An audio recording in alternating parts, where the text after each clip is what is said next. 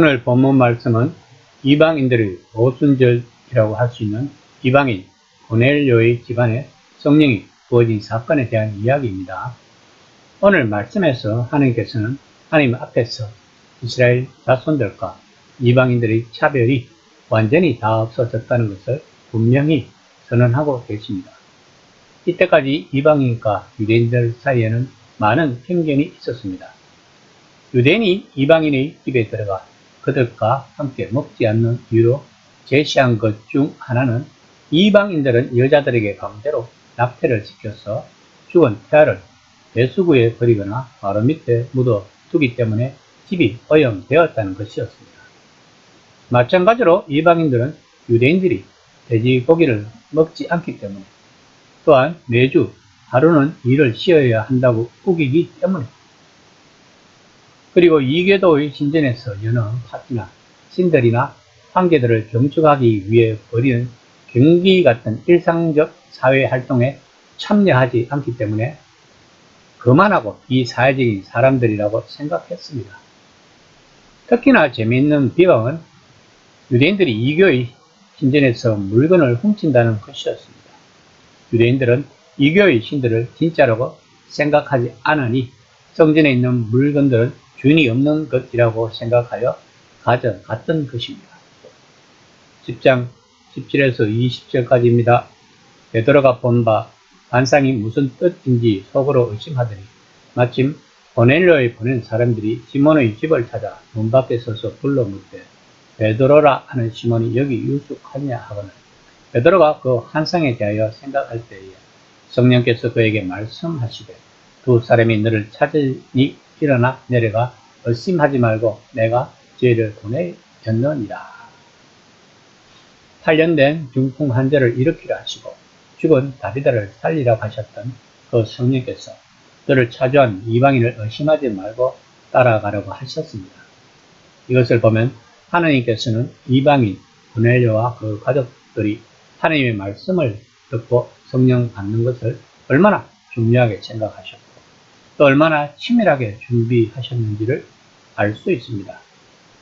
베드로가 내려가서 무슨 일로 나를 찾느냐고 물으니 그 사람들은 고넬료라는 사람이 자기들을 보내었다고 하면서 고넬료는 하나님을 경외하는 자로서 거룩한 천사의 지시를 받아서 당신을 청하여 말씀을 들으려고 우리를 보내었다고 했습니다. 10장 28에서 29절까지입니다.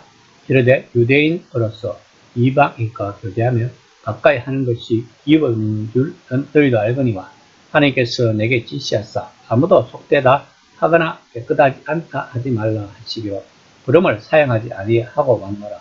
묻노니 무슨 일로 나를 불렀느냐.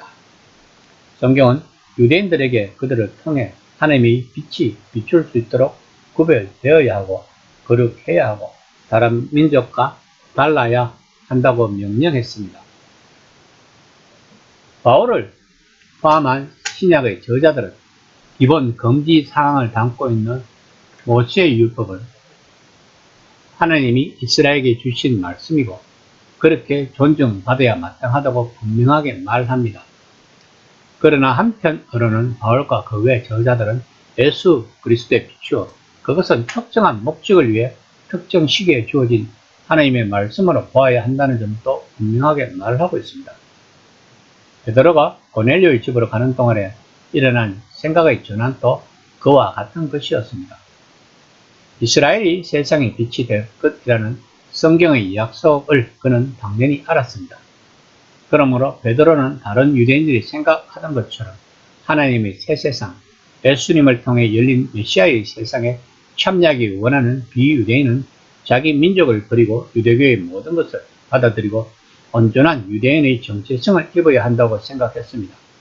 그럼 베드로의 생각이 바뀐 것이었습니다. 이처럼 우리들은 하나님이 주신 메시지를 우리의 유익을 아닌 하나님의 나를 위하여 해석을 해야 하는 것입니다. 10장 30에서 31절까지입니다. 고넬료가 이르되 내가 나흘 전 제9시 기도를 하는데 갑자기 한 사람이 빛난 옷을 입고 내 앞에 서서 말하되 고넬료야 하나님이 내 기도를 들으시고 내 구제를 기억하셨으니. 고넬료가 이스라엘 하나님을 예배하는 경건한 사람이었던 이유는 로마의 신들의 염증이 나서 진정한 신으로 보이는 신을 따르고 싶었기 때문이었을 것입니다. 그런데 하나님은 그런 고넬료에게 은혜를 주십니다. 그것은 새 세상에 대한 초대입니다. 그 초대에 응하는 것은 회개, 용서, 세례, 그리고 성령을 통해 변화된다는 뜻입니다. 이를 위해 베드로를 부른 것입니다. 10장 33절입니다. 내가 곧 당신에게 사람을 보내었는데 오셨으니 잘하였나이다. 이제 우리는 주께서 당신에게 명하신 모든 것을 듣고자 하여 다 하나님 앞에 있나이다. 고넬료는 예수님에 대한 이야기를 듣고 싶은 것입니다. 스데반의 연설에서 말한 것처럼 예수님을 인하여 성전이 필요 없고 이제 이스라엘의 하나님이 은혜와 자비로 자기 백성을 만나는 장소이자 통로는 예수님인 것입니다.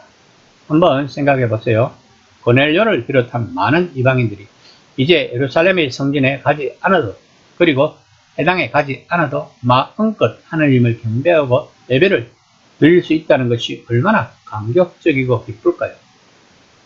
하나님이 처음부터 계획하신 일을 이스라엘을 통해 마침내 행하실 그날에 대비해 이스라엘을 구별하여 하나님 자신의 것으로 두기 위한 조처였고 그것은 중요한 일이었습니다.